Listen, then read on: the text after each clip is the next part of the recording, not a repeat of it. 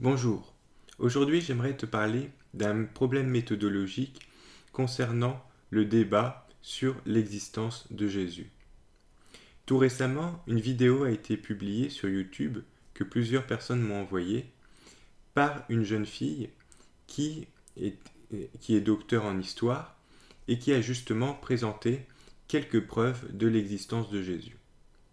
Alors, mon but n'est absolument pas de critiquer cette vidéo, qui est très bien faite, et les éléments qu'elle présente sont pertinents.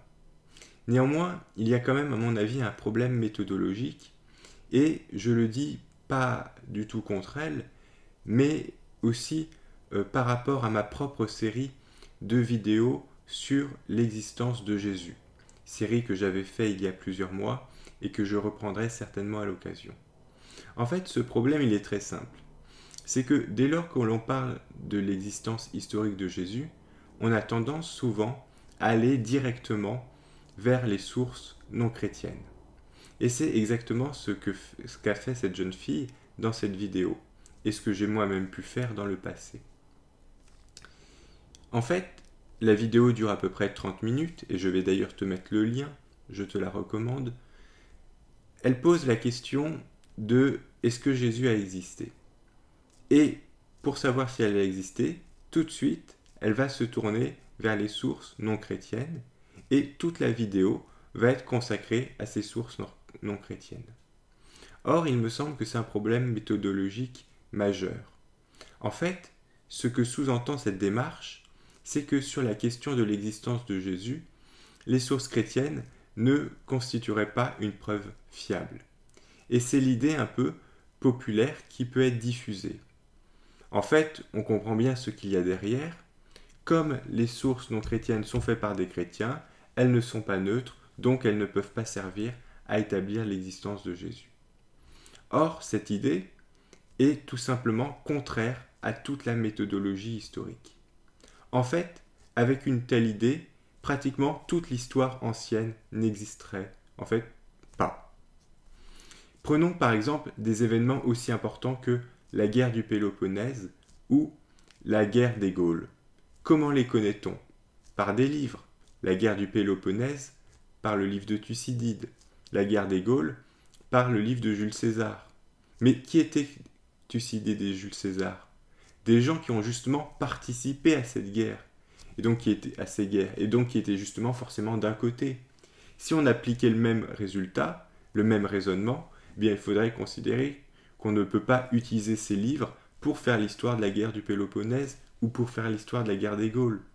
Et en fait, avec un tel raisonnement, c'est tout simplement, comme je te l'ai dit, pratiquement toute l'histoire de l'Antiquité et du Moyen Âge au moins qui disparaît.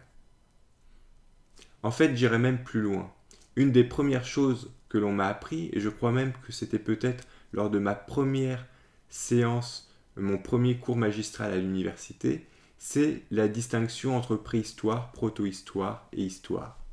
La préhistoire, c'est quand nous n'avons pas l'écriture. La protohistoire, c'est quand d'autres personnes écrivent sur nous. Et on peut réellement parler d'histoire lorsqu'un peuple commence lui-même à écrire justement son histoire. Il est donc normal, lorsque l'on traite un sujet, que l'on s'appuie d'abord sur les écrits émanant du groupe en question. Et cela est vrai dans tous les domaines de l'histoire. Pourquoi donc faire une telle exception dans le cas du christianisme et refuser le témoignage des évangiles concernant Jésus? Mais on peut encore aller plus loin. Et j'aimerais examiner d'autres objections qui sont faites et qui, à mon avis, touchent à ce même problème. En lisant les commentaires sous la vidéo, mais aussi ce sont des choses que j'ai entendues ailleurs, je vois par exemple beaucoup de personnes demander « Mais a-t-on des traces archéologiques de Jésus ?» Là encore, il me semble qu'il y a un grand problème méthodologique dans cette question. D'un point de vue purement neutre, non-croyant, qui est Jésus? On peut le considérer comme un prédicateur, que l'on peut rapprocher des autres prédicateurs de son époque, ce que Peter Brown avait appelé les théios aner, ou alors même des philosophes grecs, donc des gens qui enseignent une doctrine. Or, pourquoi de telles personnes laisserait des traces archéologiques. Quelles traces archéologiques peut-on attendre d'un prédicateur?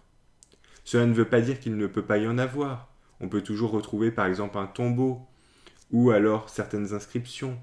Mais a priori, ce n'est pas le genre de traces que va laisser un prédicateur dans l'histoire. Un prédicateur laisse avant tout son enseignement, et cet enseignement est transmis par ses disciples. Et c'est exactement ce qui s'est produit dans le cas de Jésus. Lorsque l'on interroge un sujet historique, il faut donc se demander quelles sont les sources pertinentes pour aborder ce sujet historique. Dans le cas de Jésus, il n'est absolument pas pertinent d'attendre des preuves archéologiques, même si il n'est pas impossible que l'on en trouve. Par exemple, certains estiment avoir découvert le tombeau de certains proches, comme Jacques ou alors Simon de Cyrène. Je t'en parlerai dans d'autres vidéos. Mais quoi qu'il en soit, on ne peut pas avancer l'absence de preuves archéologiques pour nier l'existence de Jésus. En fait, et c'est un point sur lequel j'aimerais insister, le seul témoignage des sources chrétiennes dont on dispose, c'est-à-dire globalement le Nouveau Testament, est largement suffisant pour établir l'existence de Jésus, sans que l'on ait besoin de recourir à des sources extérieures. Cela ne veut pas dire qu'il est inintéressant de les étudier, bien au contraire, et c'est pour ça que je te recommande la vidéo qui est une bonne présentation de ces sources, mais il ne faut pas commencer par elles. Les sources qui nous apprennent le plus sur l'histoire de Jésus, ce sont bien sûr les sources chrétiennes. À cela, je rajouterai deux éléments qui augmentent encore la crédibilité de ce témoignage. Le premier, c'est que les sources chrétiennes ne sont pas isolées. En réalité, il y a plusieurs groupes qui se revendiquaient de Jésus, ceux que l'on appelle aujourd'hui les chrétiens, mais il y a aussi au moins deux autres groupes, ceux que l'on appelle les judéo-chrétiens, c'est-à-dire des personnes qui, tout en reconnaissant que Jésus était le Messie, continuaient à être très proches de l'ancien judaïsme. Or, ils ont été à part et ne se sont pas ralliés à la grande Église, mais pourtant leur existence et les écrits qu'ils ont produits témoignent aussi de l'existence historique de Jésus. Et par ailleurs, il y a ceux qu'on a appelés les gnostiques, qui ont été de grands adversaires de l'Église, mais qui malgré tout reconnaissaient la présence de Jésus sur terre. Le fait donc que ces trois groupes qui se revendiquaient de Jésus tout en divergeant entre eux et existaient, est là encore une preuve supplémentaire de son existence. Par ailleurs, il faut souligner que les témoignages chrétiens au sein du Nouveau Testament sont multiples. En effet, ils ne proviennent pas d'une seule source, mais on a déjà 4 évangiles différents, et puis on a les lettres de Paul et plusieurs épîtres qui se rattachent à différents groupes de chrétiens, qui, bien que réunis, représentent certaines tendances différentes au sein de l'Église naissante. La pluralité des témoignages est donc là encore un argument en faveur de l'existence de Jésus. Enfin, dans la vie de Jésus, il y a un élément qui est décisif en faveur de son historicité, même en écartant tout le reste. C'est celui de sa mort sur la croix. En effet, si on avait inventé la personne de Jésus, jamais ceux qui l'auraient inventé auraient pu imaginer un Messie mort sur la croix. D'ailleurs, il est intéressant de voir que lorsqu'on compare ce qu'affirme le christianisme avec ce qu'affirment l'islam et le judaïsme, on voit que c'est justement ce point qui pose problème. Les chrétiens disent le Messie crucifié, tandis que les juifs disent oui, Jésus a été crucifié, mais non, il n'est pas le Messie, alors que les musulmans disent plutôt oui, il était le Messie, mais non, il n'a pas été crucifié, au moins pour la plupart d'entre eux. En fait, cette idée d'un Messie crucifié est juste invraisemblable, extrêmement difficile à accepter, et encore plus à l'époque. En effet, la crucifixion était peut-être le châtiment le plus infamant, et on sent bien le malaise de l'apôtre Paul lorsqu'il évoque cela dans ses lettres. Il dit que la folie de Dieu est plus grande que la sagesse des hommes, mais cela prouve bien qu'il sent que ce message du Messie crucifié est dur à annoncer. Pour prendre un parallèle contemporain, c'est comme si je te disais que je connaissais le Sauveur du monde, mais que ce Sauveur du monde était en fait un tueur d'enfants absolument horrible. Alors ce serait très dur à accepter, bien entendu. Eh bien, c'est exactement ce que pouvait faire cet effet, c'est exactement l'effet que pouvait faire ce message d'un Messie crucifié aux personnes de cette époque. La crucifixion était tellement associée à une malédiction, que ce soit dans le monde judéen ou alors dans le monde romain associé aux malfaiteurs, aux criminels, que annoncer que le Sauveur du monde ait été crucifié était juste impossible à entendre. Et donc, si les chrétiens, si les disciples de Jésus avaient voulu inventer ce personnage, ils n'auraient certainement pas inventé un Messie crucifié. Pour conclure cette vidéo, j'aimerais simplement revenir sur la méthodologie historique. En histoire, on part toujours des sources qui existent. Bien entendu, cela ne veut pas dire qu'on les prend au pied de la lettre.